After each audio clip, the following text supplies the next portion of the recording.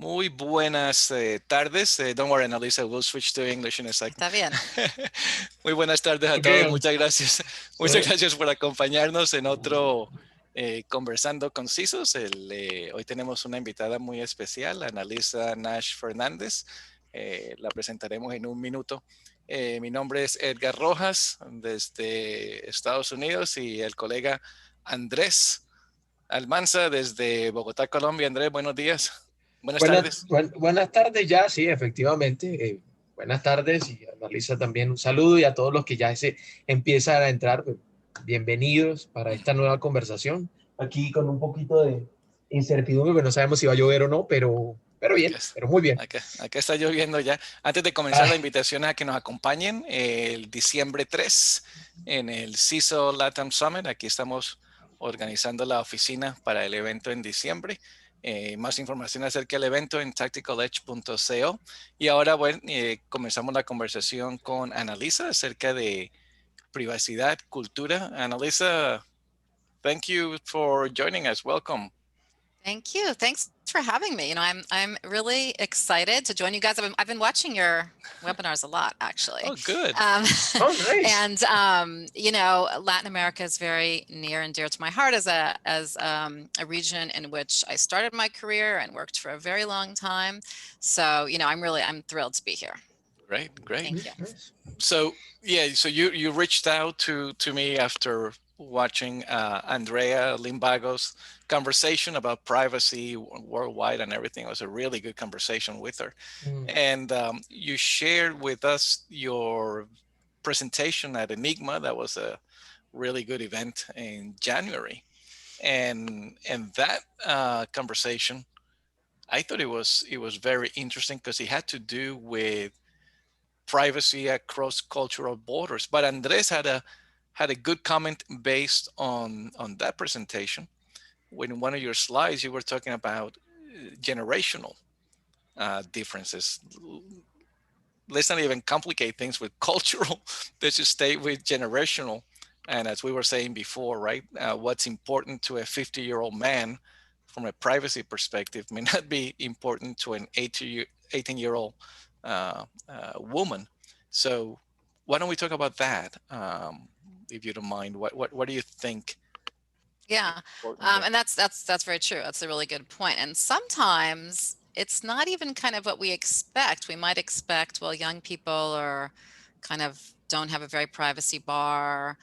And it's the older people that are so concerned, but many times it's the opposite. It's the older people putting on something on Facebook and having no idea, and the younger people saying, no, I'm drawing the lines here. But it's all, I would say that still is cultural at the end of the day. And that's the name of my company, which is Because Culture. So of course I have to think it's all because culture, but it just reminds me of how the kind of paradigm is shifting. I mean, we as cultural specialists look at cultural dimensions. And so there's hundreds of cultural dimensions, but one of the most, I think, familiar ones is this idea of individualism and collectivism.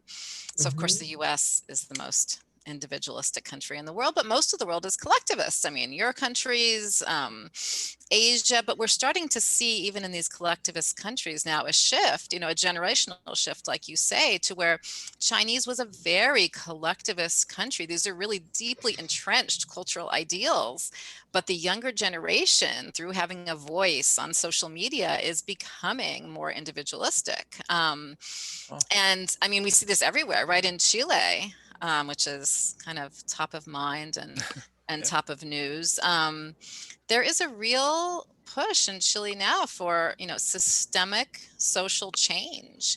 And it's driven by a younger generation who the older generation would say doesn't remember certain things and hasn't lived through, different models of government. So there is a real clash there. But of course, like all generations, we're starting to see, the future of our world being shaped by this very vocal younger generation that now has a platform like it never did. I mean, social media, this is really the beauty of social media, right? Is that it's democratized access and given everybody a voice. So that's really what we're seeing play out kind of everywhere. So how does this affect a CISO? Let's say a CISO in Colombia, a CISO in Mexico, or a CISO in Argentina, keeping this idea of multiculturalism or the differences between generations. How does that affect a CISO in their day-to-days, for Well, example? I think you CISOs are already expert at this, because I mean, CISOs, I've done a lot of work with CISOs, and you really, by the nature of your job, work across all of the silos, right? I mean, more so than anybody. And you yourselves will even say that at the end of the day, this is a human element. The weakest, we've seen it in the Twitter breach and everything, the weakest link is that human element. So you guys probably understand this, and you're given very little credit for it, better than anybody. And so in terms of this generational shift, I mean, I think what it is really realizing is that, data and information, I'll pause for a second. No, go ahead. Okay. So that data and information and technology, it's not neutral, right? So it means different things to different people. So not only different cultures, which is where I focus, but to different age groups. I mean, there are cultural and generational biases and nuances in data and technology and information. So that's what cultural intelligence that I work on is all about. It's kind of like taking that emotional intelligence that we've all spent so much time learning about and hearing, and taking it to the cultural level and realizing that, it's not the same model for each of these groups, and that it is going to be received differently. And so I keep going back to how you as CISOs really already know this, because you guys know that when you are, the marketing people, they design their marketing campaigns for this market and this market and that market, right? But you guys, from what I've heard from all of you, you take a look at data, and that this data that's being thrown out there is not just going to those 6 markets, it's going everywhere. And so you have to think about how that is protected, how that is received. And so it's really the same kind of thing. But if I understand, let me, I try to concrete this idea. You say that the CISO have to systemic culture thinking, is something like that he have to thinking in a systemic world because data is in everywhere. Well, I think what you have to realize is that, data is going to be interpreted differently. Okay.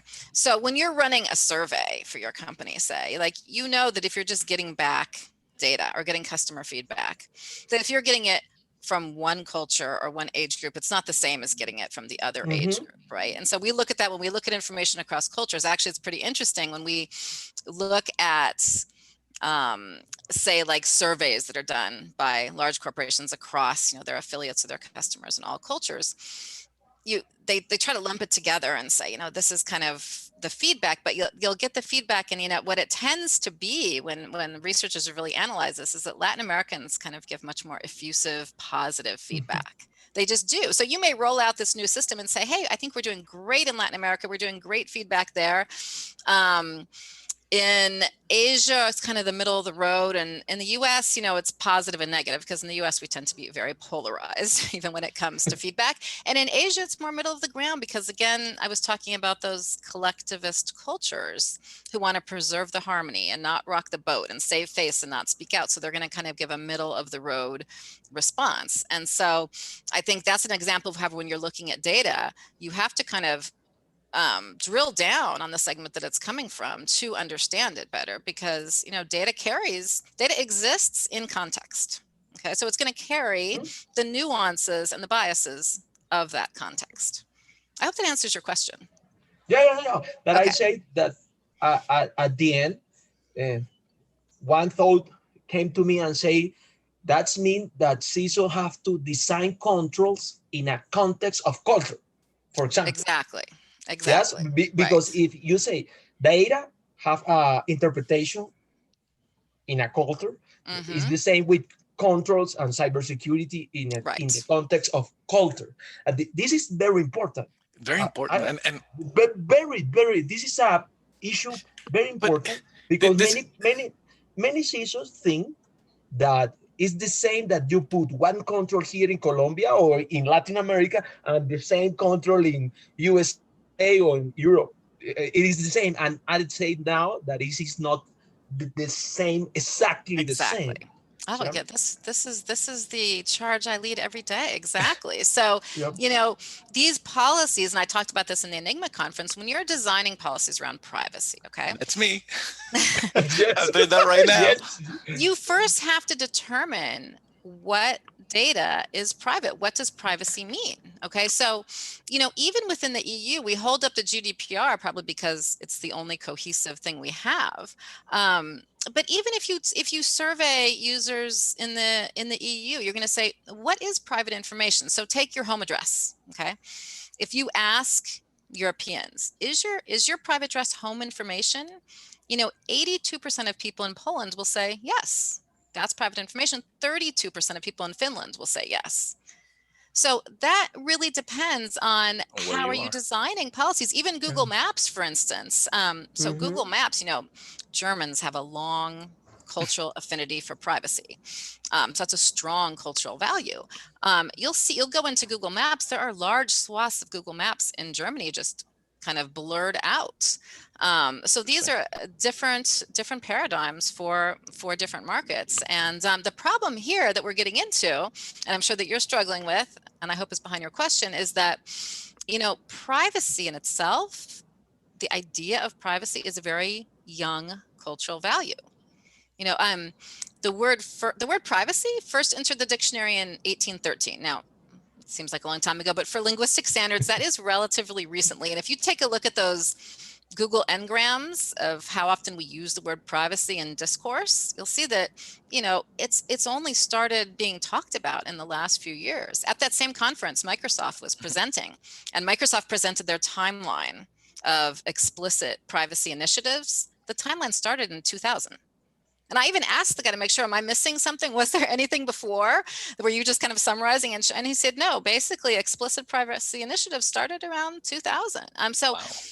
we're still wrapping our minds around this and fleshing it out culture by culture. It isn't some sort of a like a basic human need, like human connection or something. Privacy is a cultural construct. And so like the example I gave for the EU, we're defining it, we're wrapping our minds around it country by country. And that is, again, what calls for customized policies culture by Well, culture. so that privacy is it's a very unique challenge because even within certain, I would say, that's what I'm gonna call it, markets, right?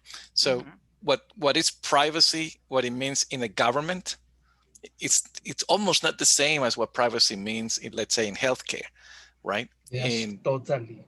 and I'm learning this because I'm working right now with a government entity, and to them, privacy, it's obviously it's owned by the privacy, the chief privacy officer, but so does security around the privacy. So they are the ones that have to determine what are the security controls that will be implemented to ensure privacy.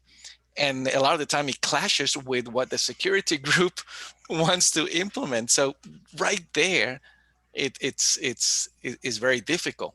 Um, and another thing that we were talking about in the past is that this thing about privacy that is almost as an afterthought. It seems like it's an afterthought, and people are beginning to talk about how about if we start to design privacy. Um, and that's something that we heard in the tactical edge in August, right, Mm-hmm. Andres, when we had Yes. the guest, and she said we should start designing solutions focused on privacy and usability of privacy, which is a big thing. Where do you see that going? The that makes it easier for people to understand when we talk privacy exactly what it means. Well, again, it's, at the government level, it can mean very different things. And if you're only applying it in a government context, let's take a look, talking about by design. I mean, so Yes. if you take a look at China, okay, so there, if you link privacy in the end is security is what wraps around privacy and gives a path for use and protocols. So China's ideology of state security and data security is much more expansive and organized and cohesive than ours is. So this is just a clear paradigm at the state level behind, firewalls and how data is controlled and what data is censored. And then you take the US probably on the opposite extreme. I mean, just look at the news. Here we are as like the beacon for free speech with this long history. And over the last week, what we've seen with this Twitter scandal and debacle of censoring is that we still haven't figured out what to censor, who censors, what's private, what's opinion. So, in terms of, at the government level, we don't even have a kind of clear definition in the US at the government level. So how that filters down to then how the companies work with the government is, just stems from that. It all makes sense, right? I think one of, let me find out if Pablo has a question. Hello, Pablo, you have a question? Go ahead and I just gave you the okay to speak here if you want to ask your question. Open the microphone. Okay, so while we wait for Pablo, you're muted. So yeah, so let's talk about what's happening. Yesterday I saw a comment in Twitter about what's going on in the States and with the new Supreme Court, right? And where people are saying that the US needs to update their constitution. And then they use Chile as an example. Well, Chile just updated the constitution and they only had it for like 30 years or 40 years. But then somebody from Chile answered, and it's a young person. He's like, well, we're changing this because it was written, from a certain time frame and it wasn't applicable to our current thing. And again, it has to do with rights, privacy. How does that affect businesses? How does that affect a CISO? Why do CISOs need to be aware of that type of activities in different countries? Do you mean like constitutional reform? Yeah, exactly. Why? Okay. Well, Chile is an interesting and timely example. It's probably now the reform that they're calling for is not, nobody's specifically calling for let's reform the Constitution and let's put in data protection. I mean, it already actually exists in the Chilean Constitution. Chile was one of the, or was the first Latin American country in 1999 to enact some sort of comprehensive data protection laws. And then in 2018, Chile amended the Constitution to actually specifically refer to data protection. So they have that in their Constitution. Nice. Now, will this reform, this rewriting actually that's being called for of the Constitution include changes to data protection that CISOs could think about? So far, I haven't heard anybody specifically marching in the streets asking for data protection, but this is an important distinction. What they are asking for is equity and inclusion. Indigenous peoples are not recognized in the Chilean Constitution, unlike pretty much everywhere else in Latin America. And they're asking for, people are asking for a voice and for identity. And for that to be reflected in their constitution. And I think that ultimately this will be modified to include something that affects data, because today, I mean, and a lot of those Chilean uprisings probably would not have happened was it not for social media and seeing what was happening in Hong Kong and other places. And today, our identities are digital. So the activists that are pushing for these reforms, I mean, a lot of their identity behind this activism is a digital identity. So freedom of expression is critical on how the laws are designed around protecting their data, and freedom of expression are going to be critically important. So I think that these, ultimately will be fleshed out. And how does it affect CISOs? Well, if you, look what happened in Brazil. Brazil is an interesting case for everything. So only 5 years ago, was like 2015, 2016, WhatsApp was being shut down. You remember when WhatsApp would be out in Brazil, you'd be like, WhatsApp is out today. And everybody was freaking out because WhatsApp was down in Brazil, and judges were blocking WhatsApp because they were not turning over data to legislators in the context of investigations. You know, that was only 5 or 6 years ago. And you fast forward to now, and, you know, the Supreme Court, actually, in the context of the pandemic, Bolsonaro issued an executive order to telecoms to provide him with user data in the context of administering government assistance in the pandemic. And, you know, in a landmark case, the Supreme Court overturned that. And on the heels of that, then I don't think anybody expected it. Brazil's GDPR equivalent, the Lei Geral de Proteção de Dados, the LGPD, was basically approved. I mean, it still has to go through a few more hurdles, but it was basically approved. So to see that how fast these laws can change, especially in Latin America, which tends to be very flexible. Like in Brazil, it's that, you know, jogo de cintura. They're very flexible and very quick in adapting this change. And so, you know, it's going to happen. This is going to be, if it's happened in Brazil, and Chile was already so far ahead on data protection, it's coming everywhere, changes in this arena. Okay. Yesterday we were exchanging some messages here on Twitter, and you said something really, really cool. And I'm just going to read it so you know what I'm talking about. Nothing Yeah, I bad. don't remember. Nothing bad. Okay. No, you said the information function is very people oriented because it cuts across silos and stakes are high. I always say that reputation is the lingua franca of global business. And CISOs are the guardians of that reputation. You are. So in international business, you know, in this globalized world, it is our brands that are our reputation, right? And so when there is a security breach, you know, this is not just anymore the arena of the IT people to worry about, because now, you know, our worlds are digital. Cybersecurity is our security. That is our information. So now it's not just this IT function and this breach that happened there, but it's something that affects the brand. It goes down to the brand. And so, and that brand is the company's currency. That's, you know, what I call the lingua franca, or the universal language of business is that brand. So protecting that brand from a breach, you know, as your core role is really kind of at the forefront now. So when we do risks analysis and everything, I don't remember, and maybe I'm just having focus, but I don't remember ever including privacy as part of the risk analysis criteria. Should that, I mean, am I wrong? Has always been done, or again, has it been just assumed that privacy is a byproduct of security?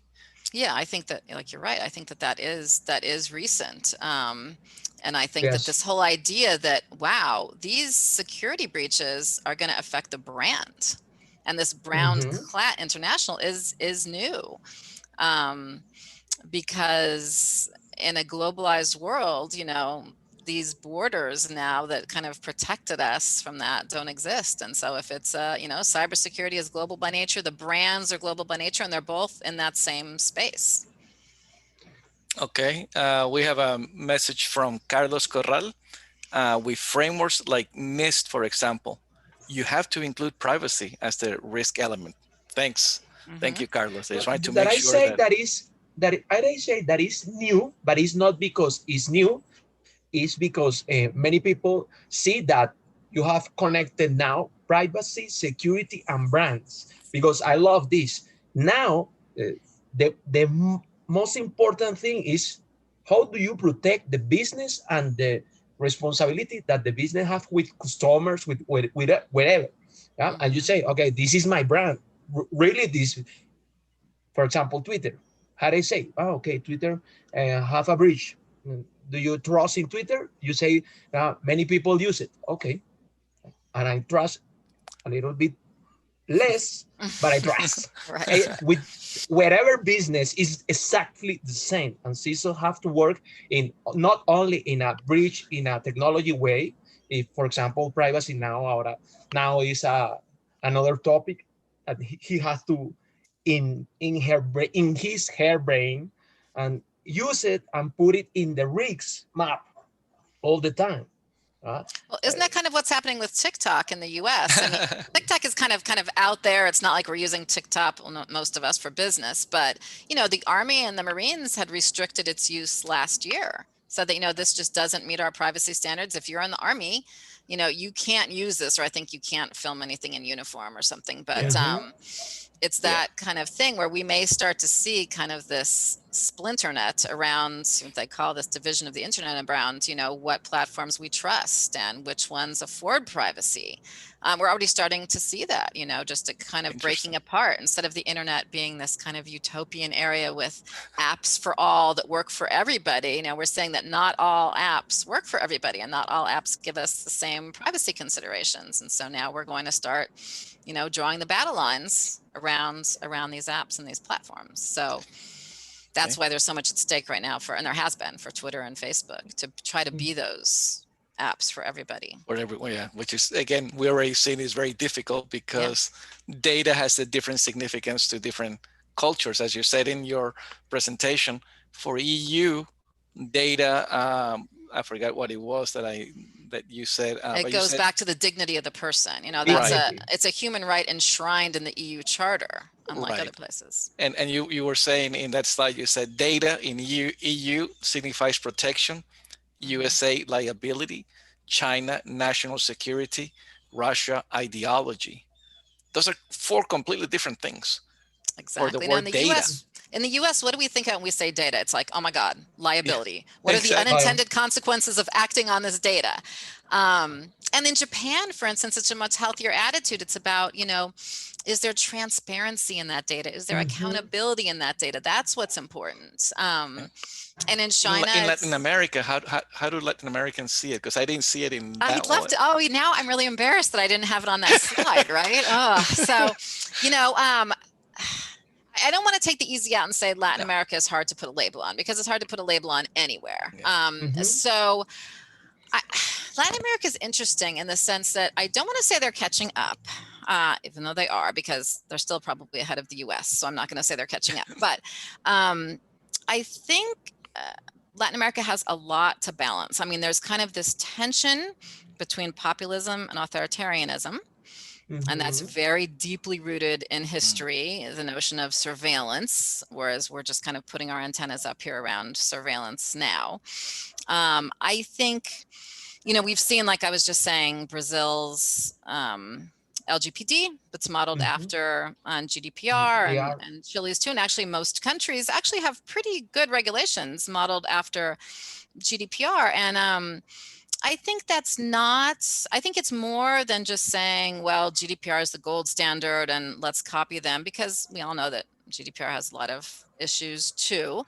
One of the facts is it's kind of the only, really comprehensive model to copy. But I also think that in Latin America, they're thinking about interoperability and business. Latin America has to think about being business friendly. And if you create your own animal completely distinct to the GDPR, then that's really a barrier to entry for foreign investment, because now all these companies have to figure out a new law on this and that. Whereas if you say pretty much it's aligned with the GDPR, okay, we're doing that for Europe. Now we don't like it, but now we have to do it for Latin America too, and it's consistent. So could we call Latin? Let's think about this through the call, and let's try to work on it together. I could think consistency. It's consistency. They want worldwide consistency. They don't want to, Latin America, I don't think, wants to buck the trend or create something onerous and new, but I think it's also very task-based. They know that they have to do it. Most Latin American countries already have the right to privacy afforded in their constitution. But they know that they have to develop and modernize laws around it. So this is kind of a task they have to do to make their constitutions work in the digital world. And they know they have to do it, and they're working very quickly. Latin America does work, very, very quickly, and they have very steep learning curves. And we've seen that time and time again. And a lot of great ideas come out of Latin America. They don't get very much attention, but they do. It's very innovative. We've seen that even in coronavirus. So I'd say something between consistency, task-based, and then something to do with this tension between populism and authoritarianism that's hard to wrap up. Interesting. So Annalisa, you're a cultural expert. Yes, And I then am you not a mentioned, security expert. I'm a cultural right? No, no, expert. total, Yes, I wanted to make that disclaimer. No, that's good. But again, when in cybersecurity, we still start talking about the culture, the mhm. cybersecurity culture of the company, right? And we started to come up with programs. Security awareness is part of the, creating a culture of cybersecurity. How about creating a culture of privacy? How are you seeing companies doing that? Um, the problem in the US, at least, is that they don't have a good model to follow because we don't have any kind of national regulation around privacy. We're more focused at the industry level or at the legal level. So I think this is why companies are struggling with it. And it's more Yeah, about what do we have to do to, again, protect our brands, protect our assets. And in terms of a culture of security evolving company by country, I mean, we know we see Apple doing this, saying, you can count on us for Mhm. privacy. I think we've seen that being upheld in foreign markets too. Like I was saying, when WhatsApp was asked in Brazil to turn over information, and they, refused to turn over the information to the authorities. It's encrypted. They probably couldn't turn it over anyways, but they still, took that point. So I think that's the culture of privacy, saying that, privacy is an important value. And I think that's starting to come on the radar, of Americans, to say that we want privacy and this is important to us. Like we were talking about with the generations. I mean, the younger generation is really aware of their data privacy. And so this is something that I think is going to, come up with that generation. But company by company, clearly, like you have a corporate culture, you're going to have a privacy culture. How much value is placed on privacy? How much of a priority is it? Can the marketing people overrun privacy with what they want to do with their new product, or does privacy is it the top priority? So, but like I said, this is a young new value. We're still figuring it out. Where does privacy fit in? And yeah. this is the chance to really make the rules and be clear about it. And do But you? but you Go ahead. but you say something special because is something the same with cybersecurity value. When you construct this culture in another organization, you say cybersecurity is a value, but now with the same is you have to define what is a value, cybersecurity or privacy, what is a value.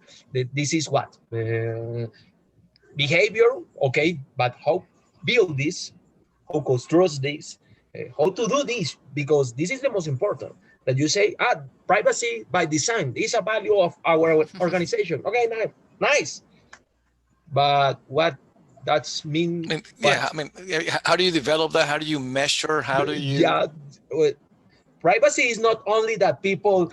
This is my information. This is not privacy. Yeah. Yeah.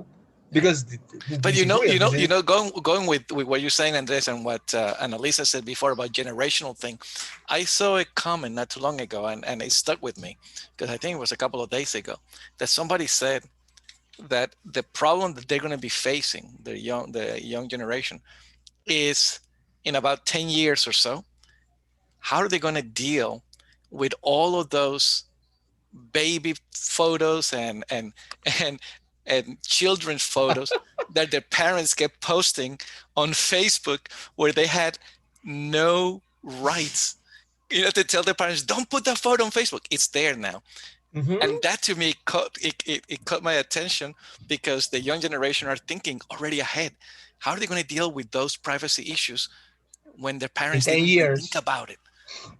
And that is why it's important, like you're calling for, to establish a culture around it. I'll go back to the theories of cultural dimensions. And what is culture? Okay, so culture, it's that level of mental programming between what is universal to everybody and what is unique to your personality. So the culture Mhm. is kind of the behavior that the group adopts. And why do they do this? Humans don't go it alone. We cooperate. We bond together in cultural groups, and so we don't cooperate mindlessly. We form these values around us, and we create a common set of values and norms, and it's that culture that helps us survive and thrive in our environment. So it's just like what you're saying. You need a culture of privacy to be able to survive in your environment, to be able to survive and thrive in this environment. It has to be on the table. It has to be upfront to be able to be a culture and be able to protect you and allow you to thrive. Do you provide these services to companies? Yes, that's what I advise on. Yes, as going not on the specifically on the security side, but what are the cultural elements in privacy and security that they need to model around and be aware of? Yes. And this is worldwide or just in the States? I have foreign clients too. Yes. Nice. And so obviously, you developed a process on how to measure privacy Yes. culture. I can work with them on their existing practices on how to measure it, but also a lot of the time it's about, you have, like you were saying, you have different privacy practices everywhere. And what is going to be important at the corporate level and what are we going to allow to be flexible at the local level, depending on what each local market needs, which has been the classic, what do we do case in marketing or in anything over years, right? It's how much operating flexibility do you give to that local affiliate and how much has to be that, brand identity and top-down approach. So do you find that a message from the top down focused on privacy has good effect, or it's okay? I mean, no, doesn't hurt. No, absolutely. I mean, that is how you build this culture around privacy, is by having it be like Andres was saying, be one of the values. I mean, it really should be up there, right, as one of the values of the company, that this is important. And because otherwise it becomes about more immediate goals, right? It's that long term, again, surviving in your environment. In this digital world, you are going to need those privacy guardrails. Otherwise, our brands aren't going to be able to exist. Otherwise, our factories are not going to be able to continue. Otherwise, the data that we do need, we're not going to be able to have access to. Okay. It says here, I know in part of the description of the presentation that you gave at Enigma, that technology, it's developed or yield unprecedented across borders, and but privacy and security are designed for specific areas. So and we're seeing this in the conversation, how it is very difficult. But how do you, what are the first steps? What do you recommend your clients when they're dealing with this? Yeah, well, this is exactly the problem, right? Because, cybersecurity is global by nature, and more, our transactions are becoming transnational by nature, but we're approaching this all, through a domestic legal lens with domestic tools, and we don't have anything at the global level on cybersecurity. So there's all kinds of new precedents being set in extraterritorial application of laws. I mean, we've seen this everywhere from Facebook in Europe trying to apply laws extraterritorially on hate speech to even what was going on in Cuba with US citizens being allowed to initiate lawsuits for assets that were nationalized by the Cuban government. So there's all these new tests going on right now of, what is international jurisdiction?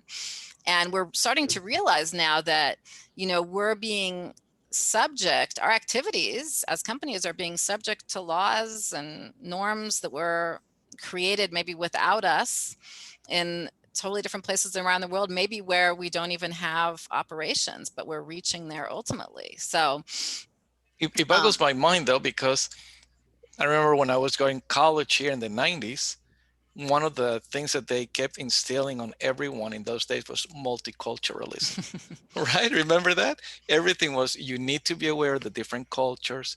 If you open up a branch in Colombia and you're from the States, you cannot bring the same type of work ethic because it's going to be different culture. So that was in the 90s, and people were being told the importance of multiculturalism. What happened? People just didn't listen because what you're talking right now, it's kind of dealing with that. So they didn't. And I think we've been through a few shifts. I mean, there was this whole wave of globalization, right? And where it was like, Nike and Coca-Cola and Western media campaigns and one size fits all. And then what we're seeing now is kind of that second or maybe it's a third phase of globalization where we're retracting from that and saying, no, we need, cultural customization market by market. And in the end, Culture. this is what I like about technology, because a lot of people will say, oh, globalization, like you were saying, multiculturalism, is this all just homogenizing in one big melting pot? But in the end, technology has really given cultures the luxury of entrenchment, because now technology allows you to customize culture by culture. Look at how much has been done on just the language front through translation and localization. So now you can have a strategy for each market. In fact, not only can you have it, customers demand this kind of hyper personalization, so you have to have it. So it's great that you were thinking about that in the 90s, and I was too, but it's changed, but I think we're still trying to do the same thing. And that really, for corporations, is probably their biggest challenge, because right now to grow, you have to constantly enter new markets, right? And the interesting thing is that as you're entering these new markets, now we're kind of on the second tier. The English speaking, the westernized, the easy markets, we've done that. So now we're going into the next tier of the less developed markets, where people are not bilingual, where people or barriers to access may even be literacy. And so it really, even more so than back in the 90s, means that culture is critical to reach these second and third tier markets. If you look at India, so the next internet penetration is something like 34% of Indians are online. So, in a country with over 1 billion people, you've got like 800 million people in India coming online. But of that 800 million, that next tranche, only 10% are comfortable in English. So then this requires all kinds of language and cultural customization that in the first round of globalization may have been nice, like you were saying, may have been great, but people could kind of take it or leave it, like, okay, great. And now it's critical. Now you have to do it. The last thing here in the description, it says, because as globalization makes our borders invisible, digital boundaries reinstate them. I think that's very powerful statement. It's very simple, but when you read it based on the conversation that we're having, yeah, it's extremely, because again, it's globalization it's being done on what you're saying right now. Technology is a big enabler of that.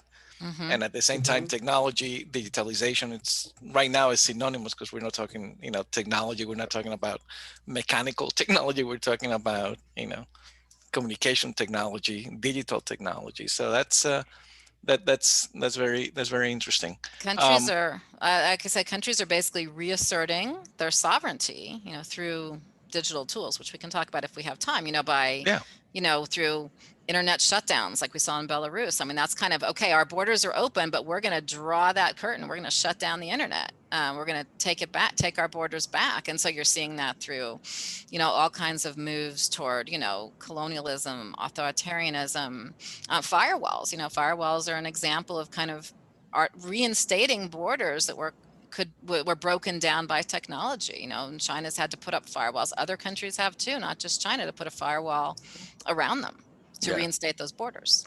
Yeah, and I remember a while ago, I heard the minister of Israel, communication in Israel, explaining how they had two big entry points into Israel and how they control it.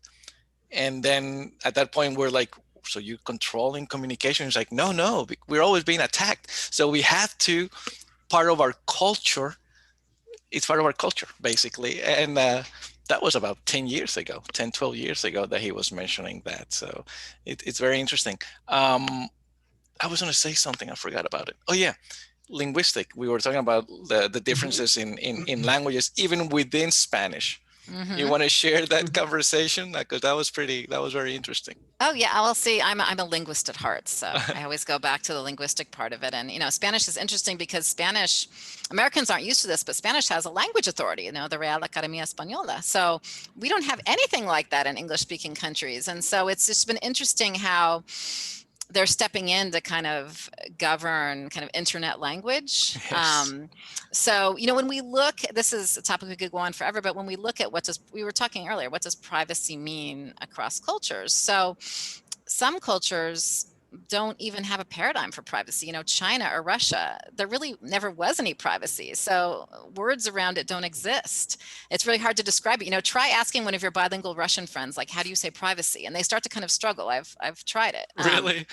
Yeah, it's really interesting. So you have to have a paradigm for this. And, you know, in Middle Eastern cultures, some really interesting researchers have analyzed privacy discussions on Twitter in Arabic. And so when they translate these back, they're not even talking about privacy, they're talking about honor. So it's not even an individual right to privacy, it's a shared group right, because again, that's a collectivist culture. So privacy is negotiated as a group. It's not just about you, it's about your family and your honor.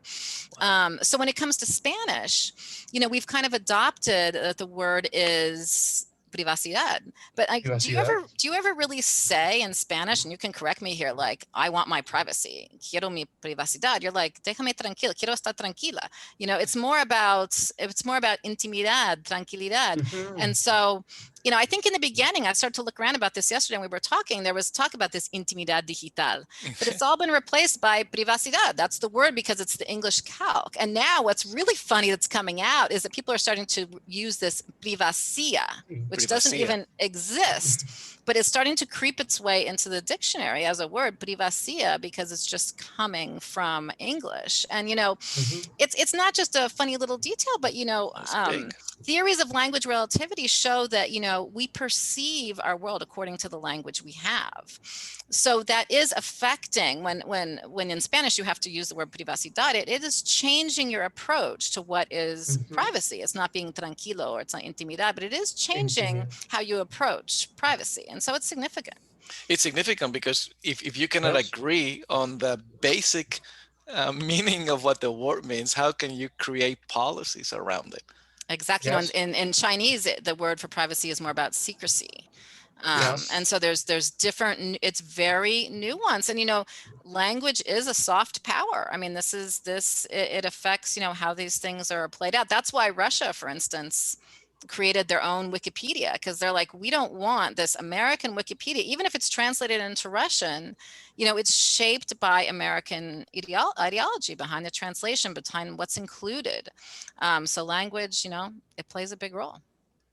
But you say one point that is very interesting, because linguistic put a pressure about how do you define things. That I think that is important, because for Hispanic people, is not the same. Many words that we use came from, for example, crypto. Yeah, crypto is one example of the crypto. Crypto is another things in Spanish, but you use it like cipher information. You say that I think that this is very special, because with this you can define, for example, like Edgar say, how do you define a policy if you don't understand what is the meaning of things? Example, privacy. Remember when Facebook came out with their new currency that was the Libra? And it's kind of like, wait, Libra is taken. That means like British pound. And pound, exactly. No? Yes, I mean, Libra is, you know. No, the only thing also about linguistics is when they come up with, you know, the Japanese or Chinese or Russian come up with names for cars that sound really cool, and all of a sudden in Spanish you're like, do they know what that means? It's this when I used to work for the company that had two letters, H and then P, and I was, you know, I didn't want to say I worked for HP when I was in Colombia. That was like, you say, okay, that means something completely different. It doesn't mean Hewlett Packard. So yeah, linguistics is very important, and this thing about privacy, again, it's confusing to begin with, and then you start adding cultures into security. Is easy to define because we can say what security is now, right? But it's not the same, because that's what I'm saying. It's not the same. Yeah, exactly. Yeah, but in security you have safety and security. For example, for us, for you, but in Latin, this word doesn't exist. Yeah, and you say safety and security. What is safety and what is security? Now we are starting to understand, but for us, safety and security is the same. If you translate, it's the same. Seguridad, Seguridad. seguridad. Yes, That's a good one. but yes, but in United States, safety and security is totally different. And you say, oh, okay, now, and how I bring this to use it and put it here in Spanish word. And I say, okay, but this is not the same type of security. Now you speak about security of safety. No, safety if now cyber resilience. And you say, okay, now, I don't know, but I Yeah. agree. So No, that's a really good point. I had never thought of that. So that's great. I could talk about linguistics all day. So that's there you great. go. Yes, So yes, but let me ask one before we run out of time. One, because again, Carlos Corral made a good comment, right? When I asked about privacy, measuring privacy, a part of risk, and he mentioned frameworks like NIST. Annalisa, is there a framework that is being developed specific around privacy? I wouldn't say specific around privacy, but what you're seeing starting to emerge are coalitions of countries with, similar norms, language, and procedures for data. So you have, what is it, the Digital Nine, which I think has now been changed to the Digital Nations. So Uruguay, along with Estonia and some other really forward-thinking nations, are part of this digital. It was the D5, then the D7, the D9, and now it's the digital nations. So what I think you're going to see emerging in the absence of a cohesive international cybersecurity law or even norms is that you'll have these coalition of nations that share the same culture, as you say, around privacy and ideals and norms, and can establish interoperability at least among themselves. It's interesting that they're not really developing regionally. It's kind of in that group is Uruguay and Estonia and Not even the same others, language. but which maybe is perhaps more important than instead of just a blind geographical alienation, that it's truly based on data ideals. So I think we're going to see more and more of that emerging. And at the same time, there's the risk, that I referred to earlier of the splinter net. Are we going to break into these fiefdoms? It's like, China tech, US tech, EU in the middle with all the regulations, but no tech to regulate. And we're going to, start seeing it breaking up along those lines. It's not exactly the utopian free sharing of information we originally imagined the internet would be. Because I think that NIST is the first step to share the same language in privacy.